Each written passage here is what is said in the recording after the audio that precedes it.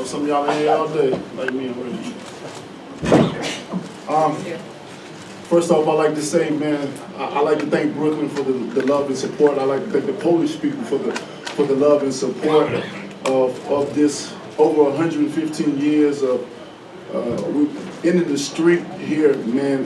It was a wonderful crowd. It was a beautiful atmosphere, and definitely my prayers goes out to Szpilka tonight, and I just want to thank him for accepting the opportunity that we gave him and did a job well done. You know, I'm definitely looking forward to coming here again and putting my title on the line once more. You know, the atmosphere again was beautiful, man, and man, I can't wait. The heavyweight division is very exciting. It got exciting again, and a lot of things is going on. So again, I'd like to thank you guys again. Any questions? Congratulations. Wait for Mike. It's for free. I don't want to take away from the victory, but you know, Povetkin was here ringside. That's your mandated fight next. How do you think that fight's going to go, and how confident do you feel ahead of the biggest fight of your life? I'm super confident in that fight. You know, I've been waiting for Povetkin for a very long time. And I'm looking forward to him as well too. I got a lot of voluntary out the way. I'm looking for my mandatory as well too. You know, I'm glad that he was here to take notes and stuff like that. We all know style make fights, and I'm looking forward to it. I'm very confident with him or anybody that I'm gonna get in the ring with. My goal is to be the undisputed heavyweight champion of the world, man, and that's my mission. If Povetkin was taking notes, what should he make note of more than anything else? What should be his takeaway? He should make note of my long with Povetkin. It's going to be, you know, he should take notes of everything. Just don't take nothing for granted. You know, like I said before, different fighters bring different talent out of people. With Szpilka, he was more mobile. He was more slicker. I haven't faced a southpaw in like 3 years, so it took me a little bit more time to adjust than I thought I would. And so he said, you know, when you're watching a fight, you can never just never tell. So he just should take note of everything, not from just this fight, from the previous fight, the jab, right hand hook. You know, truth be told, my right hand was like, once I fought for the title with Berman Sabrina, I broke my hand, and it's been like a year that my hand been swelled. But now it's back, it's 100%, and I'm still a dangerous fighter. We always say we don't know when it's gonna happen, but when it's gonna happen, that's me. When I crack you on the right, with that right hand, you know, things gonna happen. Thank you. Deontay, how close did you feel the fight was when you knocked him out? I knew I was winning. I knew I was up. I definitely thought it was close. You know, it wasn't that much. It wasn't that much action going on. So I knew it was pretty close. But you know, that didn't bother me. I just knew we had 12 rounds to go, and I'm in great shape. You know, so wherever, if it would have went the distance, I wouldn't have no worries. You know, so. But again, I'm a dangerous fighter, and what have made me gain my name is knocking people out. That's what I do, you know. So any fighter feel that I'm not danger or to their career or to their record, you know, they're lying to themselves. That's one of my attributes about myself. My right hand is a monster. Sometimes I get scared of it myself. And true story. It's unbelievable what, especially when I hit you at the right time, at the right moment. When I hit him, I knew it was over. I knew immediately when I felt it, and I hit him, I knew it was over then. What did you think Povetkin thought when he saw that? Bullshit.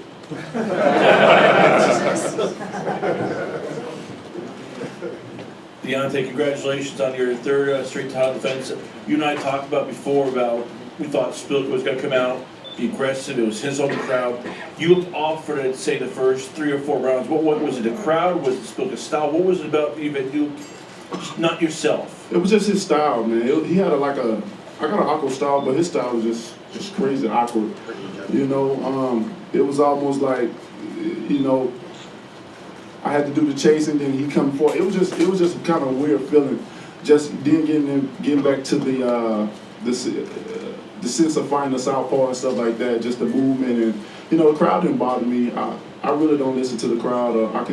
Only people I hear is my corner. No matter how many people's in there, I enjoy the crowd that want to have fun and stuff like that. It was just he just had an awkward style. Deontay, congratulations on the win. You got to explain to us the origins of that line, "I will baptize you," that he said to Fury.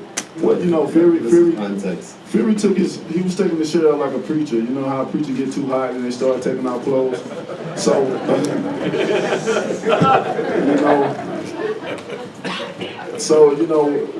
that what made me say, I want to baptize him, I just want to, with Fury, it's just all about, I don't take the guy serious at all. Let's face it, we know Fury is he like to entertain, he like to promote, which is a good thing, but I just wasn't in the mood tonight. You got a man on the ground that's hurt. We don't know, he may be good right now, but we don't know what's going to happen to him tomorrow. And I just wasn't in the mood, I always say two prayers. I say a team prayer, individual prayer. And I never want to hurt no one that they can't go back to their children, because my daughter told me that she prays for me every time I fight, that I don't get knocked out, and that means a lot to me. So I don't want to hurt the next man. I always want to knock my guy out, don't get me wrong, but I don't want to hurt him to the point where he can't say, hey, that was a good fight, I can live to see another day. Back here, Deontay. Congratulations on your knockout victory. I want to talk a little about Fury. A couple things. Number one, did you know that he was going to be present at the fight, and so were you maybe in some way sort of knowing his sort of outlandish personality that he might do what he did, which was to come into the ring and do something a little crazy? Yes, I knew he was going to be at the fight. I knew not only him, but a lot of other heavyweights in the division. I mean, heavyweight division is getting exciting again, man. And now that these belts are changing hands and everybody feel like they got this opportunity, they next champion. So I knew a lot of them was gonna be here, but Fury just being Fury.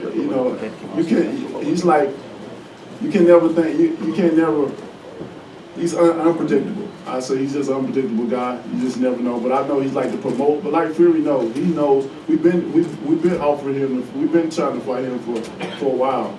His team know that, he knows that, and he just promotes. We've been doing it for 4 years, whether it's through social media, whether I've been over to UK and got in the ring and all that stuff. I feel like it's time to shut up and put up. It's time for them to get it on. When he goes nose to nose with you, basically crashes your moment of glory after you've got this big victory. Do you feel like this is just promotion and it's cool with you, or are you feeling disrespected because he kind of trying to steal your moment and then he gets right in your face? No, actually I walked up in his face, but I'm a cool guy, man. It don't bother me.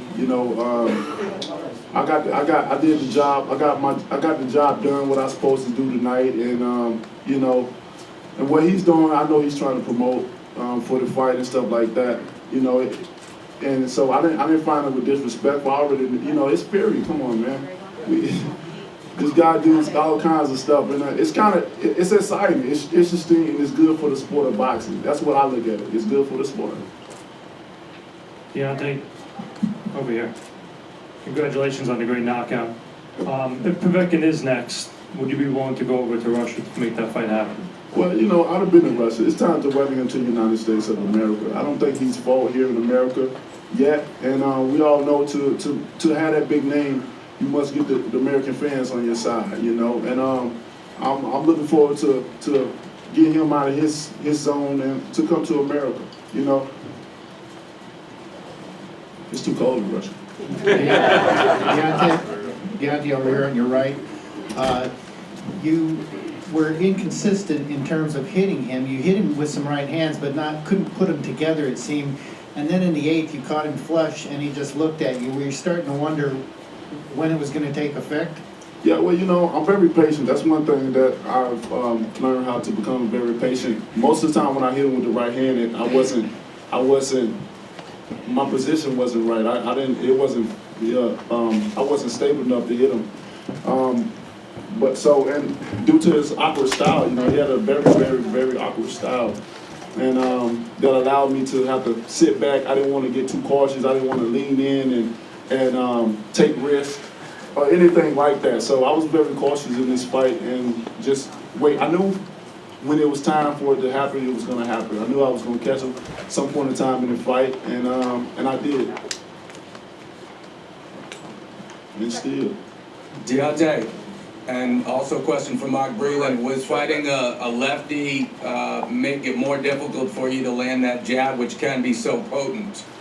No, it wasn't. It didn't make it difficult. It's just like, again, his style. It's just the awkward movement and the things that he was doing. You know, because in camp we had different many southpaws in camp, and I had no problem with them. You know, with the jabs and stuff like that. It was just, I don't know. It was just one of those nights, man. I don't think every fight can be pretty. I don't think every fight is gonna be my best. You know, if I would grade myself, I'd give myself a low 5. You know, but that's just come with it, man. It's just a part of boxing. Sometimes you're gonna look good, sometimes you're gonna look bad, and I wasn't satisfied with my performance tonight. I gave the people what they wanted, and when you come to see heavyweights, you want to see the knockout, and tonight was a devastating knockout, and I delivered that part. Deontay, you know, with Tyson Fury doing all the antics, and you know, you keep winning, he keeps winning. He's gonna fight Klitschko, you're gonna fight Povetkin. If you guys both win and fight in the fall, could this be the biggest heavyweight fight in a long time? It will be. I don't think it's a could. I think it will be the biggest heavyweight fight in a long time, man. And I would go to the UK for that one. That's for sure.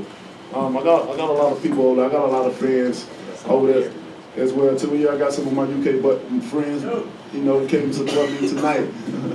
So when that happens, I think it will be the biggest. Like I said, we've been promoting this thing for 4 years, man. You know, I can say a lot of things about Fury, but you know, I'm not gonna spoil it. You know, I'm waiting for the big moment. And I think this is gonna be a fight that is just as big as the hype. You know, so I can't wait, man. I'm not playing around. 2016, I'm not playing around with nobody. No matter how they want to act like they, you know, big and bag and talk and stuff like this. One thing to talk, but it's another thing when you get up in that ring. And with Fury, I'm not gonna have no remorse. I'm not gonna have no sympathy for him. I'm gonna want to really, really, really hurt him. We'll take 3 more. Deontay, Xavier Porter from BrooklynFights.com. I want to ask, how important was it to you to defend your belt in Brooklyn and also for the trainer, Mark Breland? Because this is his hometown. Yeah, most definitely. It's definitely my hometown. And it was definitely, when I got the opportunity to come here, man, I was very excited.